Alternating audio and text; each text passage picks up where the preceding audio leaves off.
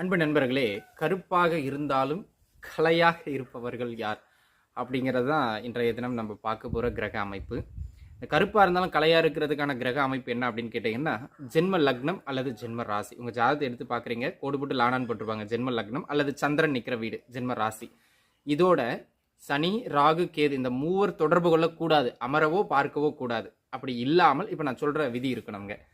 சுக்கிரனும் செவ்வாயும் லக்னம் அல்லது ராசியோடு தொடர்பு படணும். அதாவது சுக்கரனும் செவ்வாயும் லக்னத்தில் அமரலாம், அல்லது சுக்கரன் லக்னத்தில் அமர்ந்து செவ்வாய் அதை பார்க்கலாம், அல்லது செவ்வாய் லக்னத்தில் அமர்ந்து அல்லது ராசியில் அமர்ந்து சுக்கரன் அதை பார்க்கலாம். அதாவது ஏதேனும் ஒரு விதத்தில் சுக்கிரனும் செவ்வாயும் ரெண்டு பேர்த்துக்கும், ஒருவருக்கு மட்டும் இருந்தால் அது முழுமையாக இருக்காது.